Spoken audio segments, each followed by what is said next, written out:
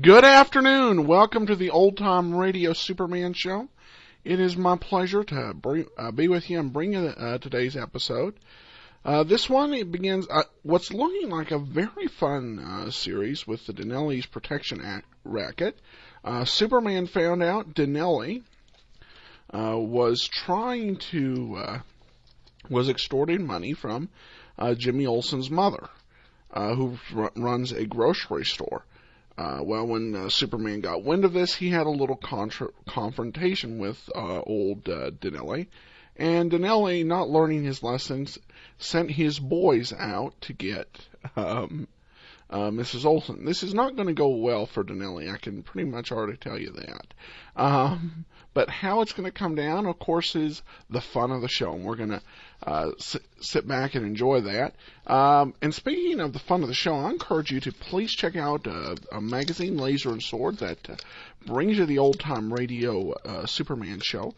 Because just like Superman, we appreciate and believe in the value of serial fiction. So you pick up the first issue, and you're able to do that for free. And then the next issue, you get more stories, more action, more adventure, and more suspense awaiting you next time you open it. It's really a throwback to that era, and we're very pleased to bring that into the 21st century. So check it out, lasersword.adamsweb.us. Issue 2 is coming out soon. So let's go ahead, and we will get into this episode of the Old Time Radio Superman Show. And now, Superman, mighty visitor from the destroyed planet Krypton, whose strength knows no limit. More powerful than a locomotive, faster than a speeding bullet, Superman, who has pledged himself to devote his life to helping the weak and needy, to fight for truth and justice. Superman, who in his everyday guise is mild Clark Kent, reporter for the Daily Planet newspaper. When we last saw Superman, he was waging a one-man war against Jip Dinelli, a petty racketeer who has been collecting weekly protection payments from the small shopkeepers. Among them was Mrs. Olsen, the mother of Jimmy Olsen, a Daily Planet copyboy. Tracking Dinelli to his hideout, Superman gave him a thrashing and got from him the $120 Mrs. Olsen had paid his collector, warning the racketeer that if he tried his racket again, worse would happen. But the moment Superman left, Dinelli sought revenge and sent 2 of his henchmen to Mrs. Olsen's candy store. Meanwhile, unaware of Superman's visit to Dinelli's hangout, Jimmy and his mother are still in the store. Mrs. Olsen is crying softly. Listen. Oh, Mom, please don't cry. The only reason I told Mr. Kent about it was so that you wouldn't have to pay that crook Dinelli $20 a week. Please, Mom. Oh, I know, Jimmy. But you shouldn't have told anyone. I begged you not to. But, gee, Mom, how did I know Clark Kent was going to just stand there and let that collector knock him down? I thought he could fight. No, fighting will only make matters worse. So there's only one thing left for me to do. Close up the store and then... Mom, look. He's coming across the street. Who, Jimmy? Mr. Kent, look. Well, you probably didn't expect me back, did you? Mr. Kent, I don't want to appear ungrateful. I know you mean well. But I don't want any trouble with those gangsters. Oh, please don't stir up trouble. I'm not stirring up anything, Mrs. Olsen. I just have some good news. Here's the $120 Dinelli's collector took from you. What? And I don't think he'll bother you again. Mr. Kent, Jumping Jiminy. Now, the next thing to do is to expose Dinelli on the front page of the Daily Planet. And, if possible, run him out of the city. Mr. Kent, where did you get this money? Well, never mind where I got it. It's yours, every penny of it. Did you get it from Dinelli? Jimmy, a good newspaper man never reveals secrets. You did get it from Dinelli. Mr. Kent, you're Superman. Hardly, Jimmy. Not Superman. Why, Mr. Kent, I can't believe it. It seems like a dream getting the money back. And you say they won't bother me anymore? Well, that means I can keep the store. That's just what it means.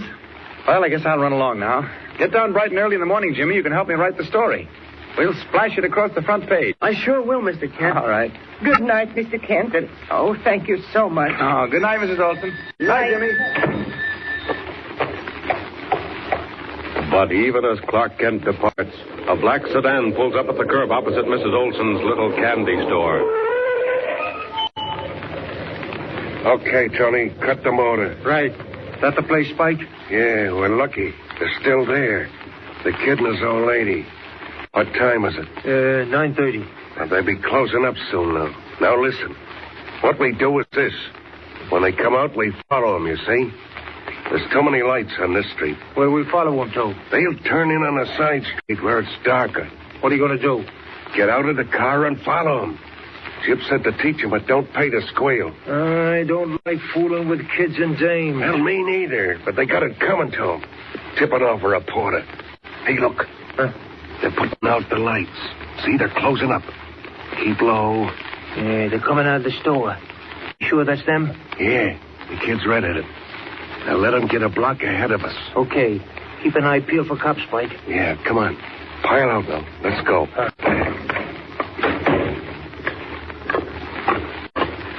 Not so fast. I said to keep a block behind them. All right. You don't have to get so jittery. Who's jittery? You are. Wait a minute. They turned into 2nd Street. That block is plenty dark. Easy. There they are, up ahead on the left side of the street. All right now. Say when. Not yet. Spike, there's a police car coming up. All right, duck in this doorway. Come on. They're after us. Shut up.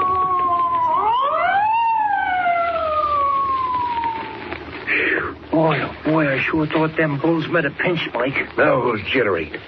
Hey, where's that kid and his old lady? Come on, let's get going. I see him. In the middle of the block. Come on. Now. Hey, you. Come here. Hey, let go of me. Not till I teach your old lady something about squealing. You leave that boy alone. Screaming ain't going to help you, sister. Come here, you brat. I'll fix you. Not before I fix you. Oh, what hit me? I hit you, and this boy where that came from. Oh. Well, he thought I was fooling, did he? Well, I'll show you I'm not. Johnny, beat it. There's a big guy. He's crazy. Beat it. Go ahead, run for your lives. Too bad I can't follow you through the streets, but I know where to find you and your boss in case I want you.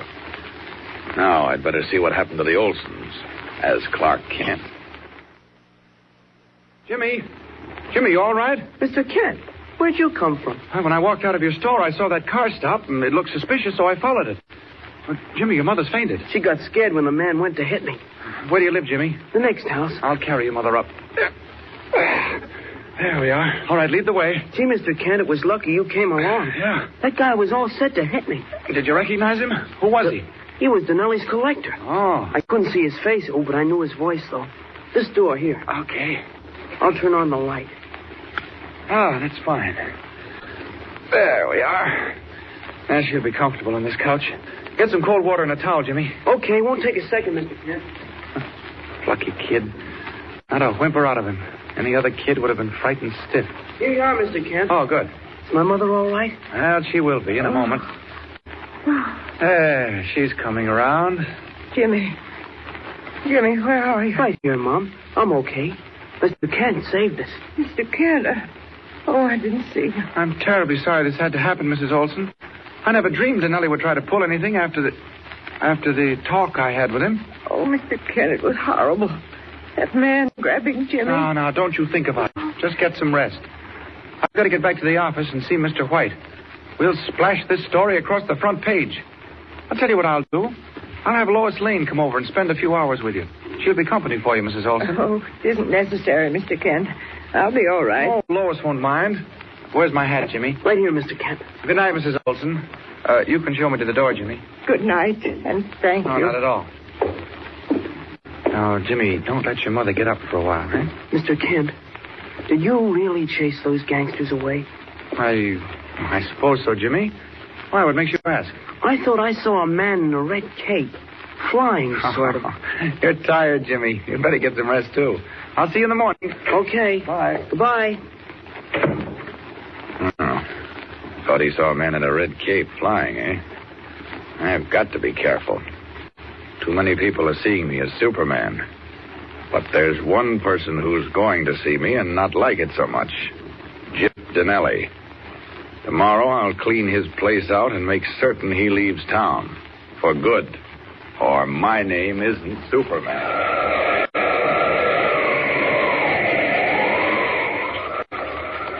But even as Clark Kent utters the threat, the long black sedan pulls up in front of Gyp Dinelli's headquarters on the far side of town, and Pike gets out hurriedly. A moment later, he enters Dinelli's private office. Well? Boss, I hate to tell you, but we had trouble. What do you mean? Well, everything worked like a top. We trailed the kid and his old lady to a dark side street. Go on. Well, Tony pulled over at the curb and hopped out to grab me, you see. I had a grip on the kid when a guy come out of nowhere and clipped me. Who was it? I don't know. It was a big guy with an awful wallop. Before I could make a move, he let me have it. What happened? Well, I ran for the car and we got away just in time. Did he follow you? No, we cut over at the river and doubled back. Nobody followed. Was the guy who clipped you that reporter, Clark Kent? Him? I don't know, Gyp. This guy was big. Awful big. Sounds like Kent's behind this. You say you worked for the Daily Planet? Yeah, that's what he said. And the Olsen kid works for the Planet, too. So what? I got an idea. Maybe a good one. Hand me that telephone book. Okay. What's up, Gyp? You'll see. Here it is. And Mrs. Henry Olsen. Store. Residence. Logan 6251. Operator, get me Logan 6251. Hey, what you calling her for, Gyp? You'll see. Hello? Hello, Jimmy. This is Clark Kent. Mr. Kent? Gee, your voice sounds funny. Must be something wrong with the phone connection. Listen, Jimmy, I haven't got much time. I've got to see you right away. But you just left my house a little while ago, Mr. Kent. Yes, I know. Something came up. I need your help. It's about Dinelli. Can you meet me at the corner of Spruce and 2nd Street in 10 minutes? Gee, Mr. Kent, I don't want to leave Mom. She's asleep now. Miss Lane just got here. Who? Lois Lane. Oh, sure. Bring her along. It's newspaper business. All right, Mr. Kent. I'll be there with Miss Lane. Good. See you in 10 minutes. That's not luck. I don't know what it is. What do you mean? The kid told me a dame named Lois Lane is at his house. I know who she is. A reporter for that same paper, the Daily Planet. So what? How can you be so dumb? What do you mean, so what? Well, supposing she is a reporter for the paper. We don't want that paper to print nothing about us, do we? No. Well, they won't. Not now. We'll meet the kid and that Lane girl, and we'll take 'em for a ride. A nice little ride in the country. Get the car ready. Will Lois Lane walk into the trap Dinelli has set for her and Jimmy? Or is she smart enough to realize it was not Clark Kent who called? What will happen? Tune in next time and follow the thrilling adventures of Superman. Up in the sky! Look! It's a bird! It's a plane! It's Superman! Superman is a copyrighted feature appearing in Action Comics magazine. Wow. Okay. So right now we have got a battle of wits going on, and both sides are using pea shooters. Okay. I'm sure this is just kind of a bump in the road. And it's the process. It's like making sausage. Not always pleasant to watch, but no. Andrew says, do they even have pea shooters? No, it's more like rubber bands on their fingers at this point. No. Okay, but still very interesting. Some very interesting conventions going on there, and of course Superman comes in and saves the day. Spoons. They have spoons. Okay, I love that. And what's going to happen next? Will Lois fall into the trap? And almost my introduction is getting repetitive because they're doing a better job summarizing than they were before. So I might have to go ahead and move away from that. Again, please go and download Laser and Sword magazine. That's lasersword.adamsweb.us. Download it. First issue is free. Second issue will be out shortly.